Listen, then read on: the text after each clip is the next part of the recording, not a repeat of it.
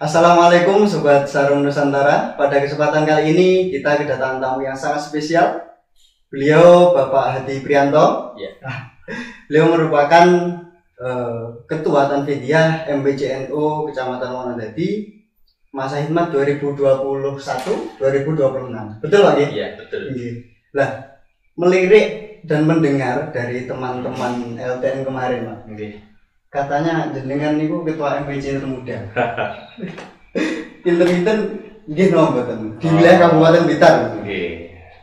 Sebelumnya kalau di wilayah Kabupaten Blitar saya belum survei gunung. Dan berapa katanya teman-teman itu kok begitu? Memang kelihatannya kan berbadan besar ini belum tahu apa-apa. Sebenarnya banyak terus tambah pengalaman yang banyak untuk menjadi ketua MPC. Tapi karena ya walaupun begini gitu ya, temennya kan tua-tua ya. Orang muda-muda, semangatnya muda-muda walaupun usianya tua.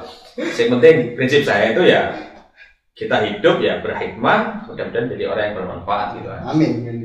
Nah terus katanya sebelum hari acara konferensi kemarin itu sempat bermimpi. Oh iya. Yang menarik. Nah, ini yang menjadi unik. Mungkin ini sejarah di Wonodadi. Gitu, calon ketua Tanfid itu sebelum jadi terus bermimpi dulu ya. Kira-kira mimpinya seperti apa? Ini itu apa ya? Sebenarnya cerita itu terjadi berdasarkan mimpi yang terjadi itu kira-kira 2 minggu atau 3 minggu sebelum adanya konferensi. Ceritanya ya biasa saja. Saya itu bermimpi pada malam hari itu dikasih bayi laki-laki sama orang yang bawa itu berapa orang berpakaian putih-putih gitu. Kasih bayi, saya senang sekali.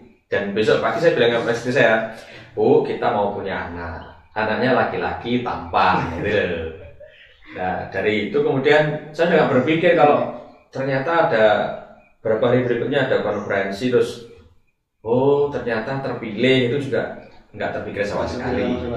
Dan kebetulan setelah saya bermimpi itu dalam dari 3 minggu berikutnya tadi, dalam 1 minggu itu saya mendapatkan 3 tugas yang tidak mudah. 3 tugas sekaligus guys. 3 tugas tidak mudah dalam 1 minggu itu. Perlu diketahui ya. Yang pertama itu mohon maaf, saya diikutkan dalam seleksi calon kepala madrasah. Walaupun itu tahap seleksi, tapi menurut saya itu sudah sangat berat gitu. Karena nggak sama sekali terbayangkan. Itu hari Selasa, Rabu dan Kamis. Nah, Kamis selesai penutupan saya pulang. Sampai di jalan itu telepon sama salah satu madrasah di desa saya. Itu diminta datang ke madrasah. Waktu itu di situ ada rapat pembentukan komite. Kebetulan juga yang sudah hadir di awal itu harus sepakat, wis ketuanya mati gitu aja. Walaupun langsung auto. Langsung biasa. Padahal beliau yang datang yang rawuh itu adalah guru-guru saya dulu ketika di MTS. Sekarang terguru saya. Bahkan beliau ada kepala madrasah, kepala apa yang lain itu dari Pak Koramil dan tokoh masyarakat. Itu saya kebetulan kalau dilihat usia itu paling sedikit lah usianya. Tapi kalau posturnya lumayan tua. Itu disepakati Kamis itu saya jadi ketua komite. Itu kan 2 ya, 1 tes tadi, 2 itu komite. Kebetulan waktu itu juga ada alumni yang mengatakan begini, berarti siap-siap besok minggu jadi akan ada konferensi. Lah boten saya bilang gitu. Saya yakin saya nggak akan jadi gitu kan, karena pengalaman saya masih kurang dan banyak yang lebih profesional daripada saya. Nah kebetulan pada hari Ahad itu pelaksanaan konferensi, saya datang dan biasa-biasa saja kan, nggak memikirkan sama sekali. Cuma waktu itu kan panitia, jadi panitia saja kan, panitia konferensi. Dari calon yang 3 itu sudah saya anggap sudah sangat bagus dan mumpuni dan kompeten. Iya, kecuali saya. Terus ketika terjadi pemilihan yang tahap pertama itu kan perolehan suaranya hampir sama nih, sudah aman, sudah yakin bahwa saya nggak akan jadi. Tapi kemudian oleh beliau Rois terpilih, itu yang satu kan langsung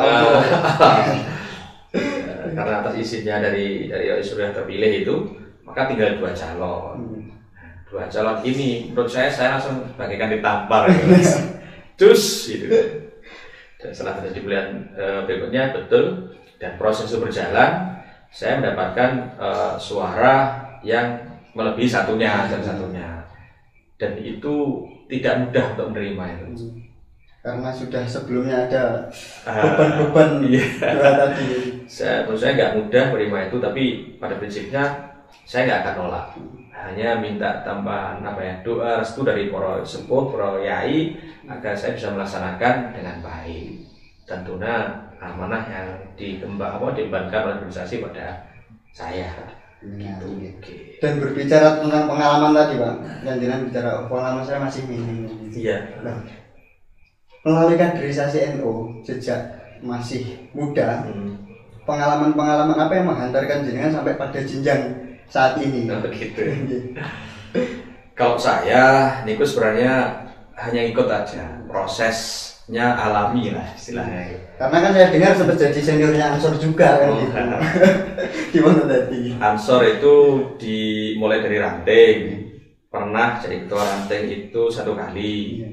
Ketua Ansor di PAC itu 2 kali, walaupun dulu ya perjalanannya menurut saya kurang maksimal 2 kali. Setelah 2 kali, aku masuk di NU itu sebagai penggembira. Penggembira waktu dulu saya bagian sebelum berorganisasi bukan, masih berapa gitu. Itu pertama kali masuk di NU-nya atau di kepengurusan di NU-nya atau di Ansornya? Di NU yang periode sebelumnya. Itu ada hal yang menarik membuat saya itu akhirnya harus menyerah. Jadi gini, ada satu pengurus NU yang waktu itu meninggal dalam usia muda. Nah, waktu itu kan saya belum begitu aktif. Akhirnya saya dipanggil beberapa pengurus, didudukkan. Ini ditanya, sampai itu KPB gitu. Sampai itu mau diwarnai sama kiai biar jadi orang yang benar, gitu kan? Waktu itu saya belum berpikir, apa ya benar gitu. Cuman akhirnya insya Allah saya bersiap untuk lebih baik dalam berkhidmat. Tentunya waktu itu kan masih, mohon maaf, keluarga kan juga masih belum istilahnya masih banyak berpikir gitu lah, bagaimana berkeluarga. Ternyata setelah sekarang jadi itu, setelah konferensi itu, setelah pemilihan selesai itu saya kan kasusnya tidak langsung terima, susah berhari betul susah. Gimana caranya? Gitu. Terus lama-lama ketika bertemu dengan banyak orang, dengan beliau-beliau, dengan banyak orang di lembaga dan Banom itu ternyata semuanya itu menyenangkan dan menarik untuk dijalankan. Iya, dinikmati. Intinya begitu. Ketika kita ketemu misalkan, sebegini aja lah, senang ketemu dengan. Kemarin ketemu di Muslimat tuh senang. Ketemu ketika rutinan, baik itu istimewa atau yang lain tuh senang. Jadi rasanya itu gimana ya? Ada kelebihan yang orang tidak bisa. Iya, seperti hari ini hadiri 3 agenda dan 4 hari ini kan gitu. 4 dengan di sini. Iya. Dari kemarin tuh ada. Ya pokoknya gitulah. Intinya saya tetap belajar dan harus diwarai sama sepuh-sepuh gitu. Terus pengalaman-pengalaman jenengan yang menarik selain ini tadi, selama kaderisasi di jenjang mulai dari Banom bawah sampai ke atas itu menemukan hal yang menarik di NU betul, terutama di Wonodadi. Kalau di NU itu sebenarnya banyak yang menarik, terutama kita diberikan kesempatan penuh untuk belajar itu. Kalau untuk mengartikan siapa diri kita itu tergantung. Tapi ketika diberi kesempatan untuk belajar, itu alhamdulillah sangat menyenangkan bahasanya itu. Dulu di Ansor juga begitu. Ketika ada sesuatu maka yang itu manggil lah. Ayo ngomongan itu. Itu sudah pendidikan yang sangat langka. Ketika kita mencari seperti itu di luar NU nggak bisa. Apalagi di lembaga pendidikan ya ada. Yang menarik. Iya. Nah, terus ini gini Pak, hal yang paling penting dalam arti ini riskan dalam arti ketika jenengan sudah melalui tahap kaderisasi mulai dari jenjang Banom, mulai di Ansor dan lain-lain, terus sampai hari ini berarti secara tidak langsung kultur di Wonodadi kan sudah tahu kan gitu. Nah, sekarang jenengan menjadi ketua Tanpedia. Dari pengalaman-pengalaman itu muncul enggak di sebuah program? Oh, saya selama ini merasakan di Wonodadi seperti ini. Nah, terus dikaitkan, oh harus buat program seperti ini, target kan itu. Itu ada nggak betul ini? Itu ada. Ada. Satu sangat berkeinginan bahwasanya berbeda dengan yang kemarin.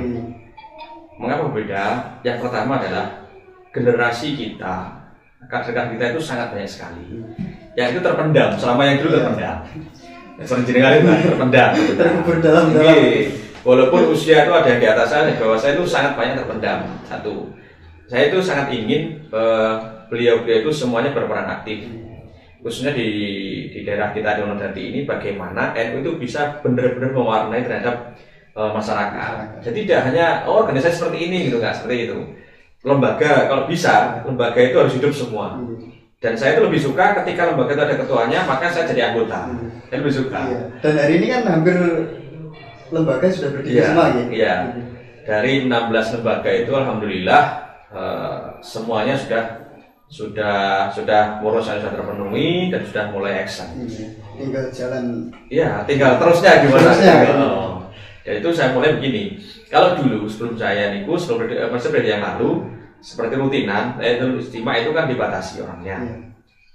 Itu bertempat di salah satunya ini, salah satu yang saya bedakan yang kemarin, bertempat di perorangan. Nah, ketika saya nggak ingin seperti itu lagi. Kenapa? Karena saya berharap yang datang lebih banyak itu terutama dari kader-kader muda. Sehingga untuk tempat dialihkan peranting. Seperti di Kolongan kemarin. Iya. Yang kemarin datang berapa? Jadi datang nggak itu? Datang. Berapa yang datang itu? Full, Pak. Ada 100 ya?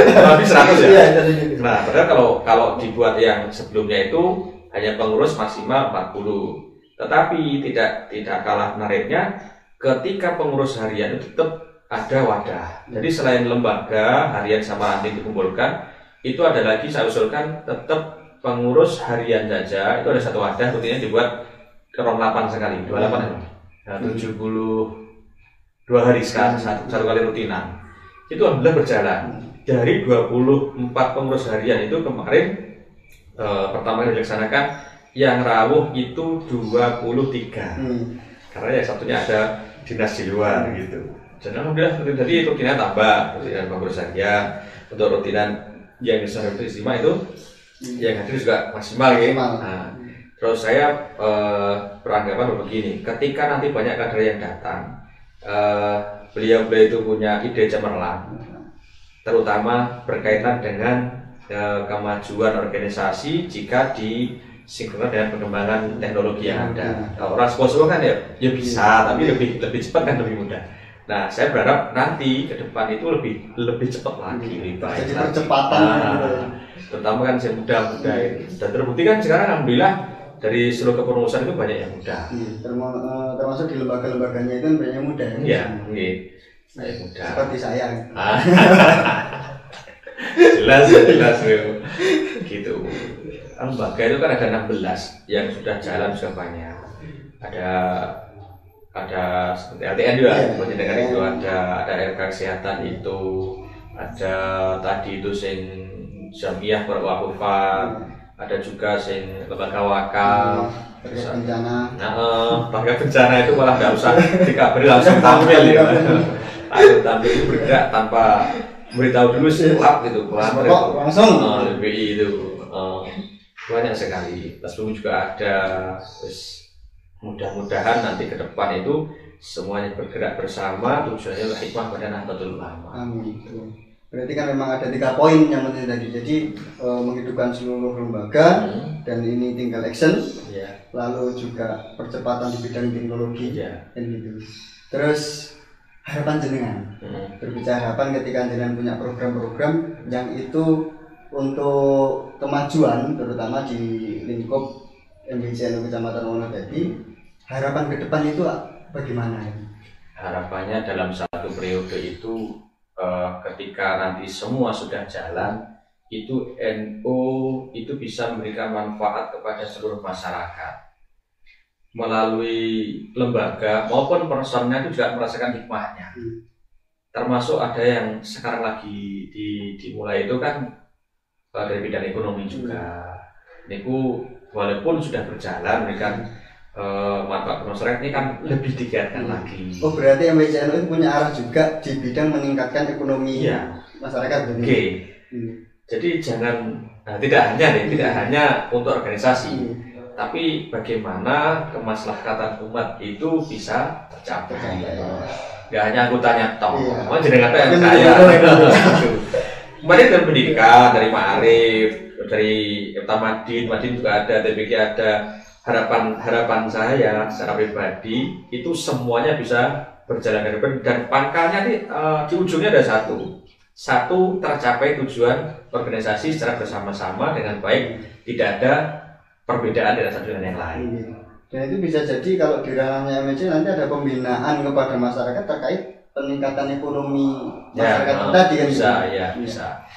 Itu nanti kan dilaksanakan sesuai dengan bidangnya atau lembaga masing-masing yang menangani. Kan ada juga untuk pembinaan terhadap bidang ekonomi sudah. Kemudian bidang yang lain itu ada siapa ini sini Lakosdam. Juga akan membina terhadap masyarakat terkait dengan kemampuan dalam hal apapun. Jadi itu harapannya itu Pak ya. Terus ada harapan lagi terkait untuk kemajuan kalau tadi kita bicarakan di lingkup masyarakat. Nah sekarang kita mengerucut di pengurus terutama lembaga-lembaga.